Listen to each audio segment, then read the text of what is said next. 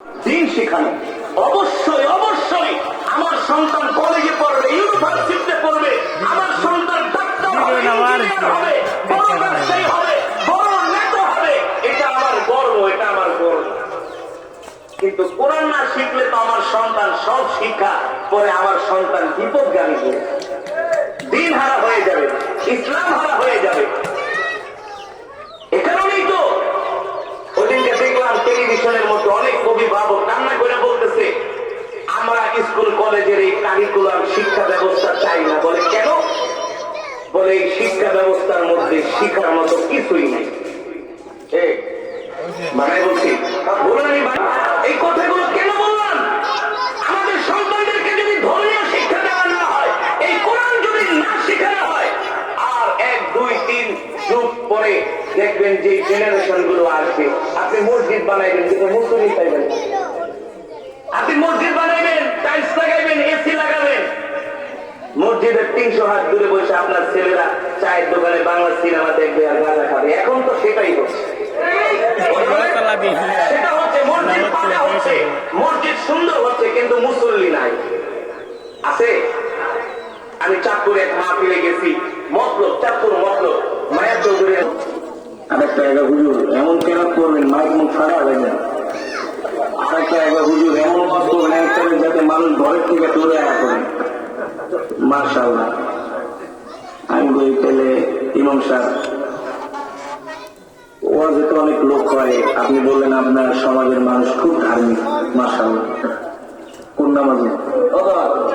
কোন নামাজে? কয় হুজুর কি বলবো, দুঃখের কথা, অনেক দুঃখের কথা। এটা কিন্তু পুরো ফাল পাচ্ছে, খিচুড়ি খাওয়া এই শিখাতে হবে, ভদ্রতা শিখাতে হবে, সভ্যতা শিখাতে হবে। এগুলো ধর্ম শিক্ষা ছাড়া বিকল্প কোনো পথ। এ কারণে আপনারা রাগ করবেন না, আমাদের সন্তানদেরকে অবশ্যই আমরা স্কুল কলেজে পড়াবো, কিন্তু আগে আমরা ধর্মীয় শিক্ষাটা দিব, ঠিক কিনা বলেন? রসুলের শিক্ষা দিব, ওহীর শিক্ষা দিব, তাহলে আমার সন্তান ডাক্তার ইঞ্জিনিয়ার হলেও কখনো আমার সন্তান বিপদগামী হবে না, বিপদগামী হবে না। অনেক অভিভাবক একটা বলে, হুজুর একটা তাবিজ দেন। কি হয়েছে? আমার সন্তান একেবারে গাঁজা নেশা করতে করতে অ্যাডিক্টেড হয়ে গেছে, গাঁজা নেশার প্রতি এতটা অ্যাডিক্টেড হয়েছে, নষ্ট হয়ে গেছে। হুজুর কিছু তাবিজ দেন, পানি পড়া দেন। আমি বলি, ভাই তাবিজ কেন? আমার ভাই কেউ যদি তাবিজ বানায় খাওয়ান কোনো লাভ হবে না। আগে দরকার ছিল আপনার সন্তানকে ধর্মীয় শিক্ষা দেওয়া, কোরআন শিক্ষা দেওয়া। এই কারণে আমি যে কোরআনের তেলাওয়াত করলাম, কোরআন থেকে বয়ান করলাম, এর মূল মেসেজ কি? আমরা নিজেরাও কোরআন শিখবো, সন্তানদেরকেও কোরআন শিখাবো। রাজি আছেন ইনশাআল্লাহ? রাজি আছেন ইনশাআল্লাহ? আমরা কে কে নিজেরাও কোরআন শিখবো, সন্তানদের কোরআন শিখাবো? হাত উঠে আল্লাহকে দেখান। লিল্লাহি তাকবীর, লিল্লাহি তাকবীর। আল্লাহ কবুল করেন বলি আমিন। আপনারা কি দিয়ে বলতে হবে, আমাদের হায়াতের মালিক কে, আমাদের রিজিকের মালিক কে?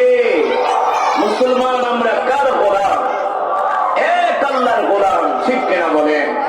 মুসলমান এই আসমান কার, জমিন কার? কোরআনে আছে কি আছে না?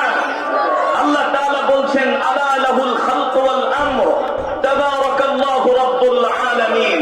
আমার নবী যখন মক্কার জমিনে এই কোরআনের দাওয়াত দিতেন, এই কোরআনের তেলাওয়াত করতেন, এই কোরআনের কথা বলতেন, আবু জেহেল, আবু লাহাব,